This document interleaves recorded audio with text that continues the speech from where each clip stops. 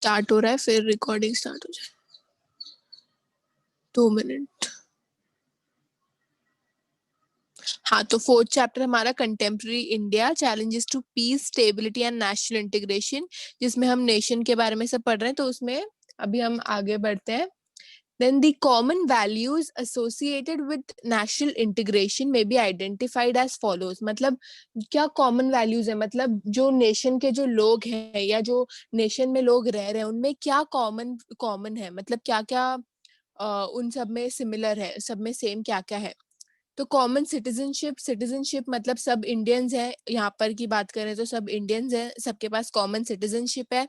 Unity in diversity मतलब एक सबके सब में एक एकता की फीलिंग है, सब में एक साथ रहने की फीलिंग है, लेकिन सब क्या है, अलग अलग कल्चर्स है, कोई हिंदू, कोई मुस्लिम, कोई क्रिश्चियन, कोई सिख, कोई ऐसे। हेलो हाँ दीदी। हाँ, मेरी आवाज नहीं आ रही क्या? हाँ, आ रहे। अच्छा, हाँ पूछो, डाउट था? नहीं। अच्छा ठीक है, ओके। हाँ, तो पहला क्या था, कॉमन क्या था नेशनल इंटीग्रेशन में, सारे नेशन के लोगों के बीच में कॉमन सिटीजनशिप की सब इंडियंस हैं। सेकंड है यूनिटी इन डाइवर्सिटी, जैसे कि मैंने बताया कि सब अलग अलग कल्चर्स हैं, कोई जैसे जैसे कि कोई ईद मनाता है, कोई गणेश चतुर्थी मनाता है, फिर भी हम सब साथ में है ना, क्योंकि अब जैसे कि कोई मुस्लिम नहीं भी है तो भी वो ईद सेलिब्रेट करता है, कोई हिंदू नहीं भी है तो भी वो गणेश चतुर्थी सेलिब्रेट करता है ना, तो सब सेलिब्रेट सब करते हैं। Feeling of loyalty to the nation, मतलब लॉयल्टी है एक नेशन से कि हाँ चलो मुझे इस जगह से, इंडिया से कुछ मिल रहा है, तो मेरी ये रिस्पॉन्सिबिलिटी है कि मैं अपने नेशन से लॉयल रहूं, मतलब मैं इसको मतलब इसको दूं कुछ बदले में, एकदम इसके साथ लॉयल रहूं, कभी कुछ धोखा ना करूं अपने देश के साथ, ऐसे करके। A sense of fraternity among all diverse communities, मतलब एक सेंस ऑफ फ्रेटर्निटी मतलब जितने भी लोग हैं, चाहे अलग जाति के हो, चाहे अलग कल्चर के हो, जितने भी हैं सब में एक सेंस ऑफ फ्रेटर्निटी, मतलब कि हम साथ में हैं, हम एक ही, हम सब इंडियन हैं, हम चाहे कोई भी कल्चर के हो लेकिन हम सब इंडियन हैं, ऐसे करके सब में एक सेंस रहता है। Socio economic and sorry secular socio economic and political justice and equality. तो socio economic and political justice, जैसे सबको पता है सबको इक्वल जस्टिस ग्रांट होना चाहिए, चाहे वो सोशियो के टर्म्स में हो, मतलब चाहे वो समझो कि अम, अम, औरत और आदमी को सेम सेम पैसे मिलने चाहिए, वो हो गया सोशल जस्टिस। फिर इकोनॉमिक जस्टिस क्या हुआ, सबको पैसे, जैसे कि हमने बोला पैसे सबको इक्वल मिलने चाहिए। और पॉलिटिकल जस्टिस मतलब क्या, अगर किसी ने कुछ क्राइम व्राइम किया है तो सबको देखना चाहिए कौन सही है कौन गलत है, और सबको जस्टिस मिलना चाहिए। और इक्वालिटी मिलनी चाहिए, इक्वालिटी मेन और वुमेन में, सिर्फ मेन और वुमेन में ही नहीं बल्कि हमें ह्यूमैनिटी का भी ध्यान रखना चाहिए, कि ऐसे ना हो कि हम जानवरों को हर्ट करें, ऐसे करके सबका ध्यान रखना चाहिए। तो ये सब समझा क्या होना चाहिए नेशनल इंटीग्रेशन में, क्या कॉमन है सब में? या हाँ पक्का? किसी को कुछ या भी डाउट है? नहीं नहीं है, ओके ठीक है। So what is the role no of this? दीदी, no doubt. Good. Okay, so what is the role of the state in the context of national integration? अब हम पढ़ेंगे कि स्टेट क्या करता है इन सब में, मतलब हम ये तो सब हम ही कर रहे हैं, हम ही यूनिटी इन डाइवर्सिटी मना रहे हैं, हम ही एकदम अच्छे से रह रहे हैं, हम ही सब कर रहे हैं, लेकिन स्टेट का क्या रोल है अभी हम वो देखेंगे। So what is the role of state in the context of national integration?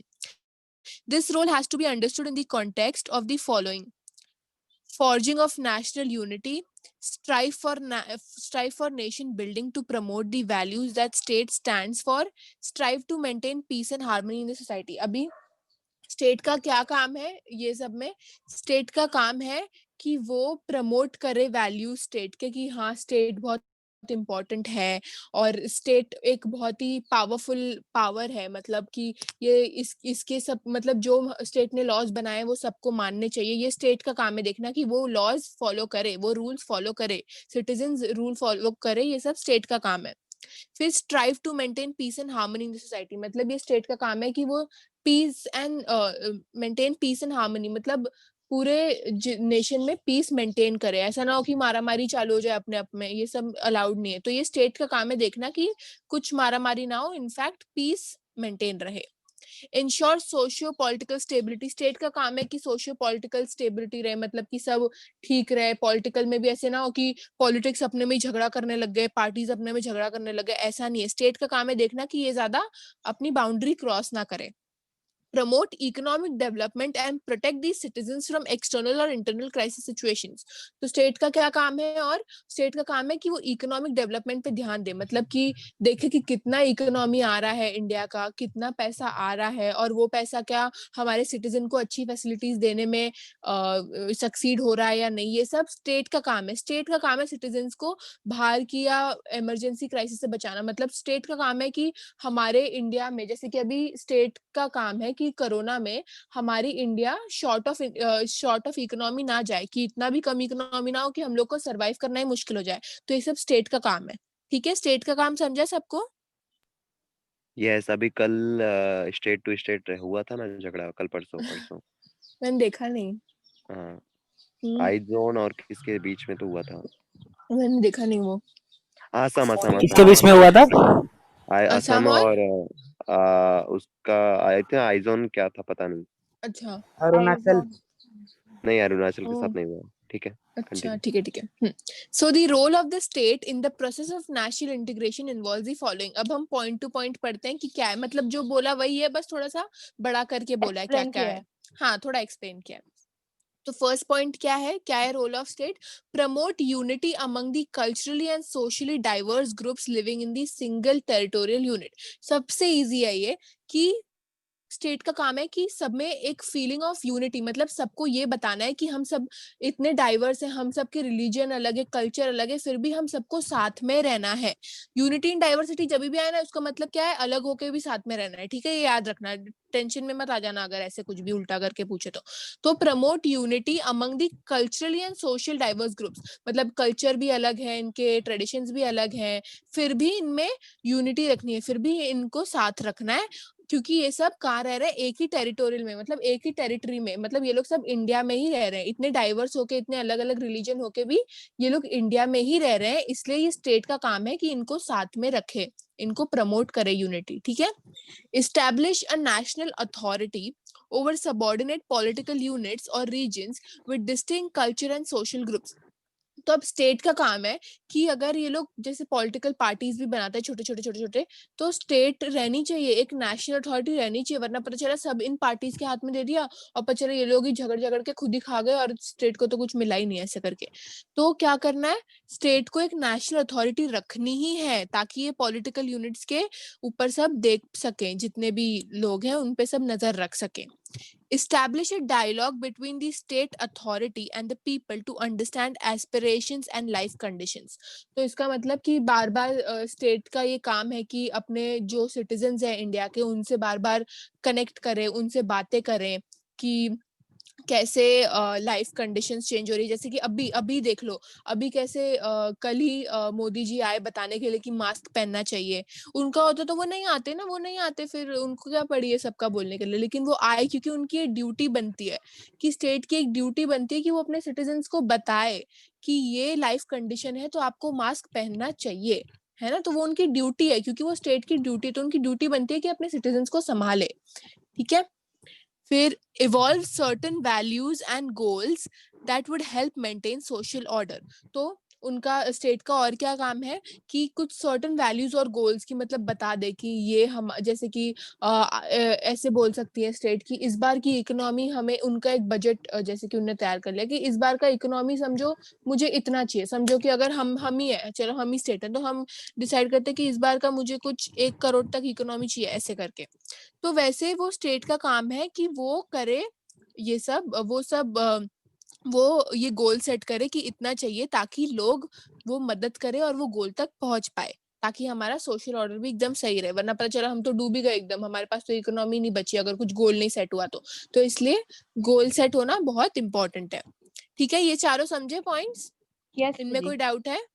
नहीं। Okay, good. So nations stay together when citizens share enough common or shared values and preferences and can communicate with each other। तो अब ये क्या बोल रहे हैं? इसका मतलब क्या है कि नेशन साथ में तभी रह सकता है जब लोग अपने, मतलब जब लोग एकदम सिमिलर हो जाए, मतलब सब अपने एक दूसरे के ट्रेडिशन फॉलो करने लग जाए, सब में एक फीलिंग ऑफ यूनिटी आ जाए और सब एक दूसरे से अच्छे से बात करने लग जाए, तभी नेशन अच्छा रह सकता है और साथ में रह सकता है। National unity is the solidarity within citizens of a nation and adherence to law and order. National unity is not homogeneity. It advocates a community of communities, experiences and geographical relativity. इसका मतलब क्या है कि हम एक ही जगह पे रह रहे हैं और हमारा ये ड्यूटी बनता है कि एक जगह पे रहने पे हमारा ये ड्यूटी बनता है कि हम उस जगह को कुछ दे, जैसे कि ये बहुत ही कॉमन सा एक सेइंग है कि सोसाइटी ने हमें दिया है तो it's our duty to give back to the society, ऐसे करके आप लोग ने सुना है? Barter system. या हाँ बार्टर सिस्टम, हाँ वैसा ही। तो ऐसे करके इसलिए सब में सारे जितने भी यहाँ रह रहे हैं उनमें एक फीलिंग रहती है कि हमें इस स्टेट को कुछ देना है, हमें इस जगह पे इस टेरिटरी को, इंडिया को कुछ देना है जो इंडिया में रह रहे हैं। फिर अगर समझो कोई बाहर कहीं रह रहे हैं तो वो बोलेंगे कि हमें इनको कोई देना है, ऐसे करके। कहाँ गया? हाँ, it is a form of ethnic, racial, linguistic and religious tolerance. अब हमारे यहाँ पर कैसे कैसे टाइप्स के अलग अलग लोग हैं। एथनिक मतलब लैंग्वेजेस सबकी अलग है, रेशियल सबका रेस अलग है, फिर रिलीजियस टॉलरेंस मतलब सबके रिलीजन्स भी अलग अलग हैं, सबका अलग अलग है। It is an incremental step towards societal peace. National unity is the essential in maintaining a harmonious and functional society. तो अब इतना सब अलग होने के बाद भी अगर हम सब साथ में रहे तो सोसाइटल पीस रहेगा। अगर इतना सब अलग होने के बाद भी, जैसे कि अभी भी कितना झगड़ते हैं लोग हिंदू मुस्लिम के ऊपर, अगर वो नहीं हो और अगर हम सब साथ में रहे तो हमारे स्टेट में सोसाइटल पीस रहेगा, मतलब सोसाइटी पूरी पीस में रहेगी, हमारे बट पूरा सोशियो पॉलिटिकल पीस। साइंस फिर पढ़ना हम बंद कर देंगे ना। हाँ वो बात भी है। That is true. हाँ बात तो है। कहाँ गया? कहाँ गया? हाँ, तो इसलिए नेशनल यूनिटी इज एसेंशियल इन तो इसलिए नेशनल यूनिटी बहुत इंपॉर्टेंट है ताकि हमारे स्टेट में पीस रहे और हमारा सोसाइटी अच्छे से फंक्शन कर सके। National unity and subsequently societal stability contribute to nation building. मतलब अगर एकता रहे सब में और सबका सोसाइटी स्टेबल रहे कि ऐसा ना हो कि कभी झगड़ा वगड़ा हो, तो क्या हमारा नेशन बिल्ट होगा, और उसे हम क्या कहते हैं? Nation building. ठीक है, ये समझा सबको? Nation building. हम्म या हम्म झगड़ा मतलब हो तो सॉल्व करने का। नहीं, हाँ झगड़ा हो तो सॉल्व कर देने का, ज्यादा झगड़ा होने भी नहीं देने का, और हमारी सोसाइटी होने की से पहले कंडीशन ही सॉल्व एकदम। कर देने का। हाँ तो अगर सब ये सब हुआ तो क्या होगा? अपने आप हमारा नेशन अच्छा हो जाएगा। इसलिए हम क्या कर रहे हैं? हमारे नेशन को बिल्ड कर रहे हैं, मतलब हमारा नेशन और अच्छा अच्छा हो रहा है, इसलिए हम उसे क्या बुलाते हैं? Nation building. ठीक है, ओके ओके। ओके। हाँ, तो अब हम आते हैं, कहाँ गया? ये तो बहुत ही बड़ा चैप्टर है, तो मैंने या अभी देखा। That is big. तो अभी हम इंडिया पे आते हैं, ठीक है? ओके। ओके, तो बहुत इजी वाले हैं, ठीक है। 2 मिनट, मेरा कहाँ गया? हाँ, India. So in 1947, when India became independent, it faced several problems. They included, economic underdevelopment, poverty, illiteracy, social inequality, etc. तो 1947 में सबको पता है कि इंडिया को इंडिपेंडेंस मिला था ब्रिटिशर्स से, हाँ है ना? या हाँ या हाँ 15 अगस्त 1947 में। 15 अगस्त 1947। हाँ या हाँ हाँ, तो जब इंडिया को इंडिपेंडेंस मिला था तो उसके बाद क्या हुआ? अब अचानक से जो ब्रिटिशर्स के पास था सब इनके हाथ में आ गया। तो होता है ना कि नया नया कुछ आए तो हमें कभी कभार समझता नहीं। जैसे कि समझो, अगर आपके पास एक छोटा सा डब्बा टाइप फोन था और अचानक से स्मार्टफोन जब आपने लिया तो आपको सीखने में टाइम तो लगा होगा ना। तो वैसे ही जब ब्रिटिशर्स से इनके पास सब आया तो इनको बहुत सारे प्रॉब्लम्स फेस करने लगे। पहले तो इकोनॉमिक अंडर डेवलपमेंट की ब्रिटिशर्स ने पैसे तो इंडियन लोगों से काम कराए, लेकिन पैसे क्या किए? पैसे तो अपने यहाँ पर बेचते गए, उधर ही बेचते गए और उनका ही अच्छा करते गए। तो हमारे इंडिया में तो बचा ही नहीं पैसा, तो इकोनॉमिक अंडर डेवलपमेंट हो गया। फिर पॉवर्टी की, कितने सारे लोग बेचारे जॉब से निकल गए, बेचारों के पास खाना वाना नहीं, क्योंकि वो क्या करते थे? वो तो अमीरों को जॉब देते थे सिर्फ। फिर इलिटरेसी की, लोगों को पढ़ने नहीं देते थे, वो भी सही बात है। और सोशल इनइक्वालिटी की, लोगों में इक्वालिटी नहीं था, मतलब किसी को अच्छे से ट्रीट करते थे। जैसे कि मैंने बताया कि जो रिच थे उनको अच्छे से ट्रीट करते थे, जो पुअर थे उनको बिल्कुल अच्छे से ट्रीट नहीं करते थे। तो इसलिए ये सब प्रॉब्लम इंडिया को फेस करना पड़ा था जब इंडिपेंडेंस हुआ था। The national movement for independence had provided India with certain values and goals that were to be the basis of nation building after independence. These values were of nationalism, secularism, and democracy, and goals were the economic development and social change. तो जब India को independence दिया था तो उन्होंने कुछ certain values और goals decide किए थे, जैसे कि मैंने बताया कि स्टेट के लिए बहुत इंपॉर्टेंट है कि वैल्यूज और गोल्स डिसाइड करे, तो वैसे ही इंडिया के इंडिपेंडेंस देते वक्त भी बहुत ही सारे वैल्यूज एंड गोल्स डिसाइड किए गए थे ताकि नेशन बिल्ड हो अच्छे से, कि इंडिपेंडेंस के बाद ताकि फिर भी ऐसा ना हो कि हम खत्म ही हो जाए, ऐसा ना हो कि हम मतलब हम फंक्शन ही ना कर पाए, इसलिए उन लोगों ने वैल्यूज एंड गोल्स कुछ डिसाइड किए थे। ये क्या थे? नेशनलिज्म था कि हमारे अंदर एक फीलिंग ऑफ नेशनलिज्म, मतलब कि नेशन के, जैसे मैंने बताया कि फीलिंग यूनिटी इन डाइवर्सिटी वैसा होना चाहिए, तो ये सब इनने डिसाइड करके रखा था। फिर डेमोक्रेसी होनी चाहिए कि सबको फॉर द पीपल, फ्रीडम। हाँ फ्रीडम टाइप्स, हाँ कि लोगों का हक बनता है इस पे स्टेट, इस कंट्री पे लोगों का हक बनता है, ऐसे सब। तो ये सब था इंडिया का values and goals. The first task of India after independence was to preserve, consolidate and strengthen India's unity. तो सबसे पहला टास्क क्या था इंडिया का? कि वो प्रिजर्व करे, कि संभाल के रखे, और जो इंडिया की यूनिटी है उसे और स्ट्रेंथन करे। ठीक है, ये था इंडिया का सबसे पहला टास्क आफ्टर गेटिंग इंडिपेंडेंस। क्योंकि क्या हो गया था, सब लोग, कुछ लोग ब्रिटिशर्स के साइड हो गए थे तो वो लोग चले गए, तो फिर लोग तो अपने इंडियंस को तो भूल ही गए, उनके पीछे तो सिर्फ ब्रिटिशर्स करने लग गए। तो इससे टास्क था इंडिया का कि सबको साथ में लाया जाए। Indian unity could not be taken for granted. It had to be strengthened by recognizing India's regional, ethnic, linguistic diversity. तो उन्होंने क्या किया कि उन्होंने बोला कि अभी हमारी इंडियन यूनिटी जो हम हमेशा जिसके लिए जाने जाते हैं कि एक इतने सारे लैंग्वेजेस होने के बाद, इतने सारे रिलीजन होने के बाद भी ये सब साथ में रहते हैं, हम जिसके लिए जाने जाते हैं वो ग्रांटेड नहीं लेने जाना चाहिए। तो इसलिए उन्होंने क्या किया, उन्होंने वापस बिल्ड किया कि ये रहेगा हमारी यूनिटी। क्योंकि आपको पता है पार्टीशन ऑफ बंगाल हुआ था तो उन्होंने सब सेपरेट कर दिया था, क्योंकि इनमें तो बहुत एकता दिख रही थी, तो उन्होंने क्या किया, बंगाल को पार्टी दो हिस्सों में बांट दिया। तो लोगों को क्या हुआ, लोग बिछड़ गए, कुछ फैमिलीज बिछड़ गई इतनी सारी, ऐसा सब हुआ। तो इनका टास्क था कि सबको साथ में लाए, सब में यूनिटी रखे। हाँ, this was the problem of national integration or integration of Indian people as a political community. Democracy was considered essential for promoting national integration and bringing about social change. तो डेमोक्रेसी जो है, जो for the people है, लोगों के लिए बना है, वो सबसे एसेंशियल फंक्शन माना जा रहा था ताकि लोग साथ में आए और सोशल चेंज बनाए। क्योंकि डेमोक्रेसी में क्या है, हमें फ्रीडम है कुछ भी बोलने का, एक दूसरे से बात करने का, तो हम बात करके सबके साथ एक साथ सबको अपने दोस्त बना के, सबका क्या काम था, सबको साथ में लाना था। It was believed that economic development and democratic political order with social change would help in reducing poverty and removing caste and gender inequality. तो उन्होंने क्या उन्होंने ये बिलीव किया था कि हम अगर इकोनॉमिक डेवलपमेंट करेंगे, मतलब अगर हम हमारी इकोनॉमी बढ़ाएंगे और काम करेंगे और पैसे कमाएंगे और हमारा थोड़ा इकोनॉमी ठीक होगा, तो फिर क्या होगा, हम पॉवर्टी रिड्यूस कर सकते हैं ऑब्वियसली, क्योंकि अगर हम ज्यादा काम करेंगे तो काम करने के लिए क्या चाहिए, लेबर्स चाहिए, और लेबर्स आएंगे तो लेबर्स को पे करना पड़ेगा, और जो वो पॉवर्टी थी, गरीबी थी, वो सब मिटते जाएगी। तो इसलिए उन्होंने क्या बोला, ये क्या करेगा, पॉवर्टी रिड्यूस करेगा और जेंडर इनइक्वालिटी निकालेगा। लेकिन क्या हुआ, जेंडर इनइक्वालिटी तो अभी भी चलता है कि वुमेन्स को कम बढ़ते पैसे गए। देते हैं। हाँ वही, लेकिन ये सब उनका प्लान फिर था कि इसके ऐसा हम करें। अगेंस्ट मीन्स करने के लिए कोई नहीं था क्या कि तभी? नहीं, इनने क्या किया, ये लोग पेटिशन साइन करते थे, मतलब कि चलो अब ये सब रेडी हो क्या करने के लिए, ऐसे करके। तो जो पार्टीज थी वो पेटिशन साइन करती थी कि क्या आप रेडी हो ये करने के लिए, और वो हाँ भी बोलते थे, तो मेजोरिटी लोग हाँ बोलते थे, तो बेचारे जो अगेंस्ट थे वो तो बोल ही नहीं पाते थे क्योंकि मेजोरिटी थी, इसलिए सब इसलिए।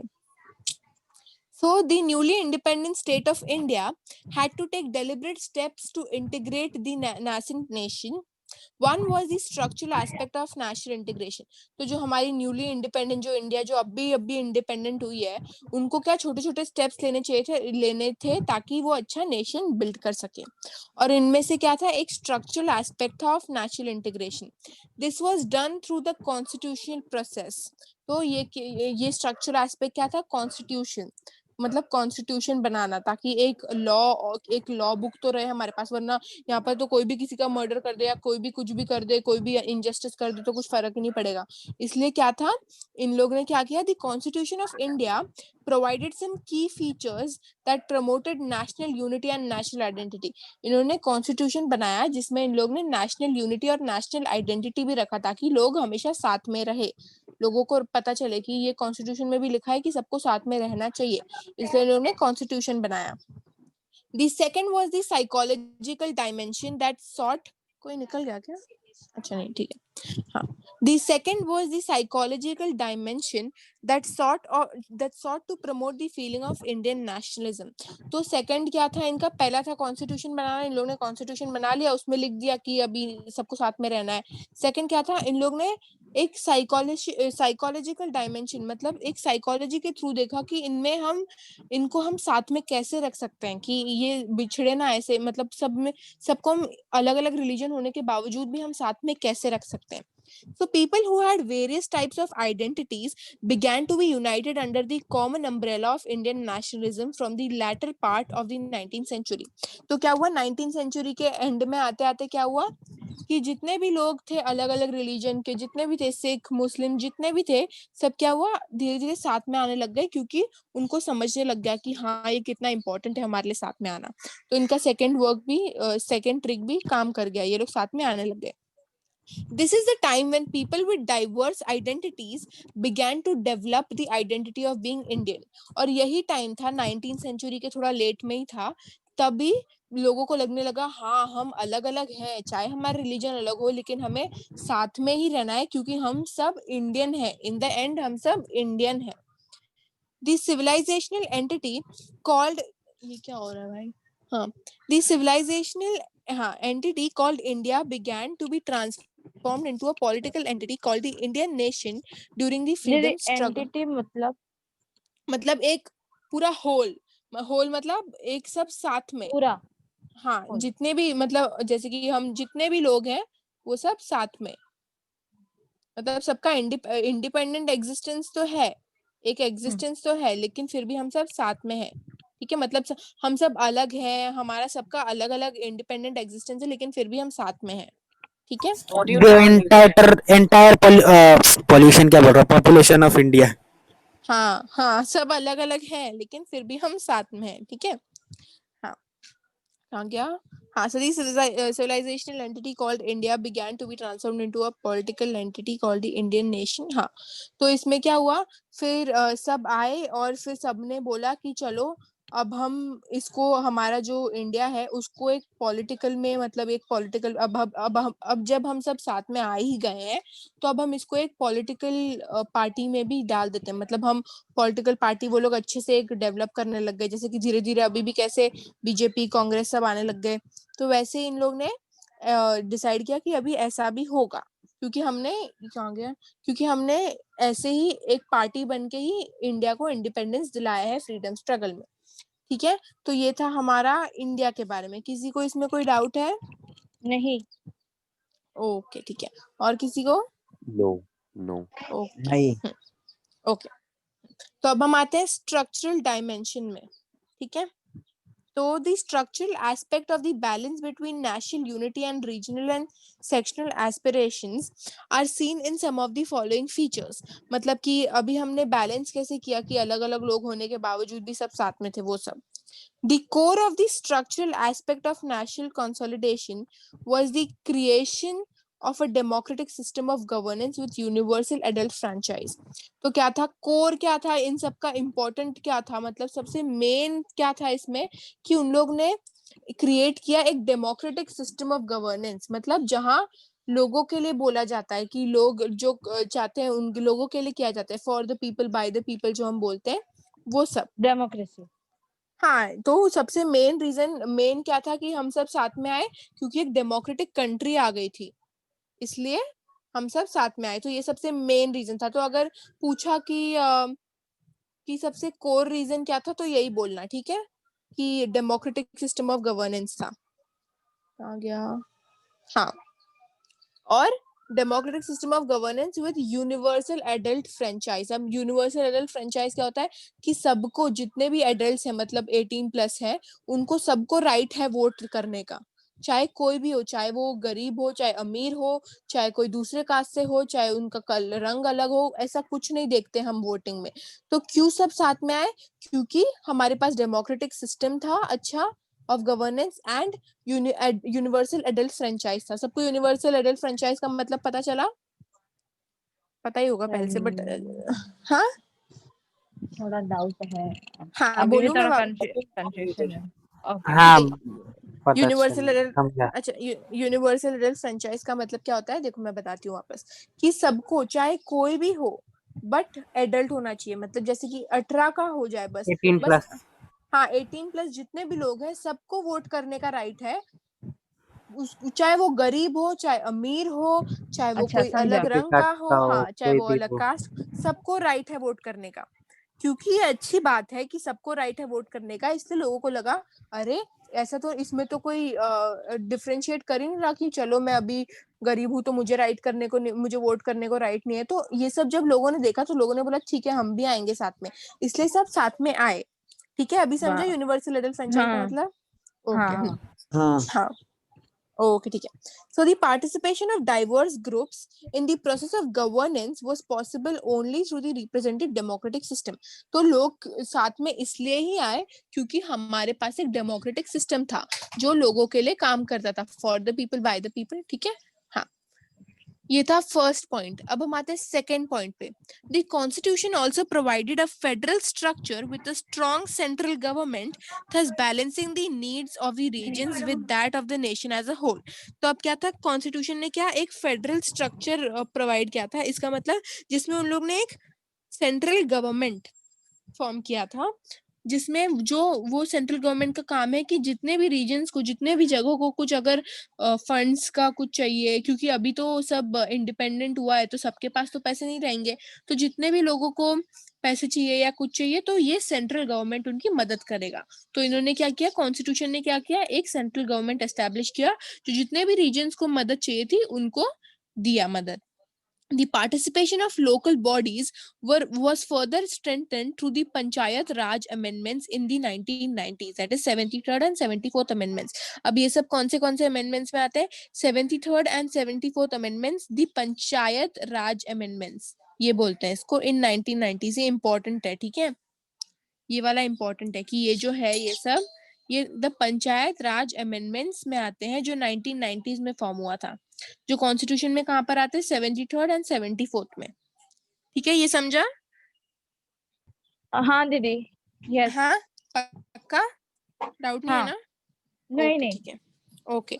अब हम थर्ड पॉइंट पे आते हैं। थर्ड क्या था कि लोग साथ में आए। Language is an important part of cultural identity. Obvious ही बात है, अगर हम हमारे पास लैंग्वेज ही ना हो तो हम एक दूसरे से कम्युनिकेट कैसे करेंगे ना, तो फिर लैंग्वेज बहुत इंपॉर्टेंट रोल प्ले करता है सबके कल्चरल आइडेंटिटी में। The Indian constitution grants recognition to various regional languages as official languages. तो इंडियन कॉन्स्टिट्यूशन में क्या होता है, बहुत सारे वेरियस लैंग्वेजेस है जिनको वो ऑफिशियल लैंग्वेज बोलता है, जैसे कि वो हिंदी लैंग्वेज को भी ऑफिशियल बोलता है, मराठी को भी बोलता है, फिर उर्दू को भी बोलता है, बहुत सारे को ऑफिशियल लैंग्वेज बोलता है कॉन्स्टिट्यूशन। हाँ, The reorganization of states in India was also done on the basis of language। और वापस स्टेट जब रीऑर्गेनाइज किए थे, ब्रिटिशर्स जब छोड़ के गए तो क्या हो गया था, सब फैल गया था, किसी को पता ही नहीं था कौन कहाँ बिलोंग करता है, कि कौन कहाँ रहता है, ऐसे करके किसी को कुछ पता ही नहीं था।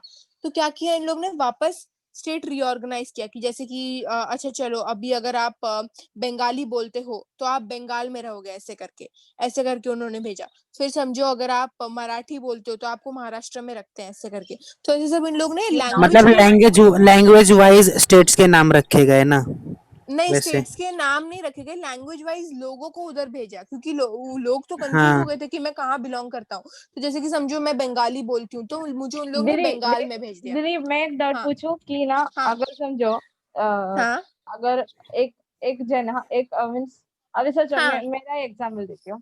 हाँ हाँ मैं अगर मलयाली हूँ और हाँ लेकिन मैं तमिल बोलती हूँ, तो मेरे को हाँ तमिलनाडु में ऐसा रहना पड़ता है क्या? ऐसा ऐसा दीदी बोल रहे हैं आप? वो लोग ने उस बेसिस पे स्टेट्स किए थे। रहना पड़ता नहीं है, अभी तो कोई भी कहीं भी रह सकता है, लेकिन क्योंकि लोग नहीं, कंफ्यूज थे। तभी के वक्त। हाँ हाँ, क्योंकि लोग कंफ्यूज थे, इसलिए उन लोग ने उनको समझाया कि अगर आप बंगाली बोलते हो तो आप बंगाल में रहते होगे, ऐसे करके, क्योंकि लोगों को पता ही नहीं था वो कहाँ है, लोगों को पता ही नहीं था कहाँ पर रह रहे हैं वो, उनको कुछ समझ ही नहीं रहा था। इसलिए उन लोग ने क्या किया, स्टेट्स इन इंडिया को किसके basis Start my video. Video now stopped. आवाज आ रही है? सॉरी, वो वीडियो स्टार्ट हो गया था मेरा गलती से। अच्छा, नो इश्यूज। हाँ, तो स्टेट्स इन इंडिया को लैंग्वेज के बेसिस पे बनाया गया था, मतलब स्टेट्स तो थे ही, लेकिन लैंग्वेज के बेसिस पे उनको अलॉट किए गए थे स्टेट्स। जैसे कि अभी भी आप देख सकते हो कि कहाँ गए, बंगाल में ज्यादातर लोग क्या बोलते हैं, बंगाली बोलते हैं, है ना। अभी हाँ, महाराष्ट्र में भी बहुत सारे लोग मराठी बोलते हैं, बहुत मराठी पॉपुलेशन है, ऐसे करके। फिर बट असम में तो बहुत महाराष्ट्र में लेकिन मिक्स है, अभी डाइवर्स हो गया। हाँ, अभी अभी डाइवर्स हो सब गया है। डाइवर्स है। हाँ, अभी सब डाइवर्स है। उस टाइम पे बहुत मराठी थे। तो अभी जैसे कि असम में उनकी जो लैंग्वेज है, उनकी लैंग्वेज को क्या बोलते, असामीज। हाँ, तो असम में क्या, उधर वही लैंग्वेज बोलते हैं। मतलब ऐसे नहीं कि उनको हिंदी नहीं आती, लेकिन वो ज्यादातर बोलते हैं। तो ऐसे करके लैंग्वेज के अकॉर्डिंग उनको स्टेट अलॉट किया गया, ये समझा? हाँ, ठीक है। सो फोर्थ पॉइंट पे आते हैं अभी। At the administrative level there exists the all India administrative cadre. This provides for a unified central bureaucratic system. तो अब क्या, एडमिनिस्ट्रेटिव लेवल पे एक ऑर्गेनाइजेशन उन्होंने बनाई जिसका नाम था ऑल इंडिया एडमिनिस्ट्रेटिव कैडरे।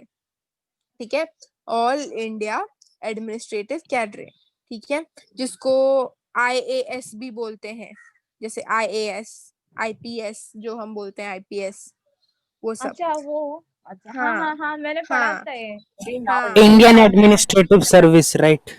हाँ, वही, हाँ। तो ये सब जो हम बोलते हैं। So this provides for a unified central bureaucratic system. At the same time there is also the state cadre that provides for the state bureaucracy. तो इसका मतलब क्या हुआ कि ये जो है, ये जो हमारे जो इन्होंने ऑल इंडिया अच्छा, ये सब नाम याद हो गया ऑल इंडिया एडमिनिस्ट्रेटिव कैडरे का, क्योंकि ये आ सकता है। यस दीदी यस यस। दीदी मैं ना इधर है ना, बहुत बारिश और बादल हो रहे, तो बिजली हो हाँ रहे थे, तो हाँ, इधर भी हो रही है बारिश। हाँ, तो मैं लीव हो सकती हूँ क्योंकि okay, no issues no issues. तो हम ठीक है। हाँ, वैसे भी रिकॉर्डिंग तो आएगी, कोई बात नहीं। Hello hello, hello. Yes Audio हाँ जी। muted. प्रीति निकल गई? Yes I think. अच्छा, या ओके ओके ओके ओके, ठीक है ठीक है ठीक है। Okay, 2 minute. हाँ, तो हम कहाँ थे? हाँ, this provides for IPS unified central. हाँ, this provides for unified central bureaucratic system. इसका मतलब क्या है कि ब्यूरोक्रेटिक मतलब क्या होता है कि एक फॉर्म और सिस्टम ऑफ गवर्नमेंट है जिसमें ज्यादातर डिसीजन स्टेट से लिए जाते हैं। स्टेट लेता है, ना कि जो इलेक्टेड रिप्रेजेंटेटिव्स, मतलब प्रेसिडेंट प्राइम मिनिस्टर नहीं लेता है, जबकि स्टेट लेता है पूरा डिसीजन। तो क्या गए, this provides for unified central bureaucratic system. At the same time there is also the state cadre that provides for the state bureaucracy. और स्टेट का काम है कि वो ये सब बनाए, ये जो इन्होंने ऑर्गेनाइजेशंस बनाए जैसे ऑल इंडिया एडमिनिस्ट्रेटिव कैडर, ये सब स्टेट का काम है कि वो बनाए ये सब, ताकि वो डिसीजंस ले सके और लोगों की मदद कर सके। ये सब सबको समझा? यस ओके, ठीक है। 2 मिनट, मेरा कहाँ गया ये? 2 सेकंड, मेरा वो PDF कहीं चला गया। ओहो,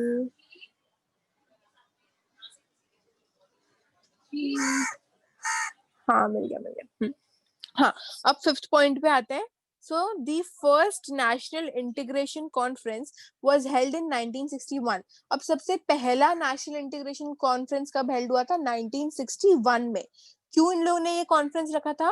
to find ways and means to combat the evils of casteism, regionalism, linguism, and narrow-mindedness, and to formulate definite conclusions in order to give a lead to the country.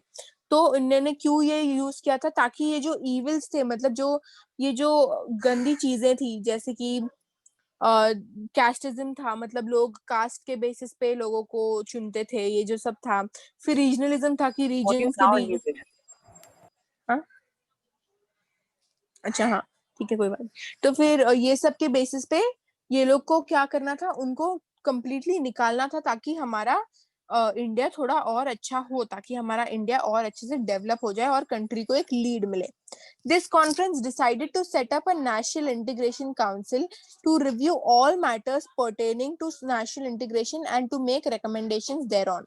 तो ये conference में उन लोगों ने क्या किया, नेशनल इंटीग्रेशन काउंसिल जो जिसका शॉर्ट फॉर्म है NIC, national integration council short form NIC, उन्होंने उसको भेजा ताकि वो देखे सारे मैटर्स को कि क्या क्या चल रहा है हमारे इंडिया में, क्या क्या हमें चेंजेस लाने चाहिए, ये सब करके उस पर रिकमेंडेशंस बनाए, अपने थॉट्स देखी क्या क्या आपको लगता है क्या होना चाहिए ऐसे करके। तो किसको भेजा, नेशनल इंटीग्रेशन काउंसिल को भेजा ये सब डिसाइड करने के लिए। अब हम आते हैं 6th पॉइंट पे। The Indian Constitution has specified certain fundamental duties for Indian citizens. सबको पता है कि हमारे कॉन्स्टिट्यूशन में फंडामेंटल ड्यूटीज हैं, ये पता है आप लोग को? हेलो, यस पता है। हाँ, ताकि ताकि इनजस्टिस ना हो, इसलिए यस यस हमारे, हाँ इसलिए हमारे, कहाँ गया वो, कहाँ गया, हाँ हाँ, इसलिए हमारे इंडिया ट्रैक्टर के जैसे नहीं कॉन्स्टिट्यूशन चलते में वैसे ही चलाओ। Fundamental, sorry sorry. हाँ हाँ, इसलिए हमारे इंडिया के कॉन्स्टिट्यूशन में क्या है, ये है फंडामेंटल ड्यूटीज का एक कॉलम है। अब हमने क्या कर दिया, स्ट्रक्चरल डायमेंशन तो हमने कर दिया है। अब क्योंकि ये बहुत है तो हम साइकोलॉजिकल डायमेंशन नेक्स्ट क्लास में करें, वरना बहुत हो जाएगा आज के लिए, क्योंकि यस बहुत यस ये है। ठीक है, Audio Yeah. now muted. वही यहाँ तक सबको समझा? हाँ और यस। तुम तो थोड़ा स्लो से बोला कर, इतना फास्ट आता है आवाज किसका? तेरा। ठीक है, तेरा तो मुझसे भी लाउड आता है, मुंह बंद रख। नहीं आता, चल गप। अच्छा चलो कोई बात नहीं, ठीक है खुद बोला तब नहीं। हाँ ठीक है, सबको समझा यस ना? यस संकेत क्या? समझा? हाँ हाँ ओके परफेक्ट, ठीक है, तो हम मिलते हैं अभी next class. Okay okay bye bye bye.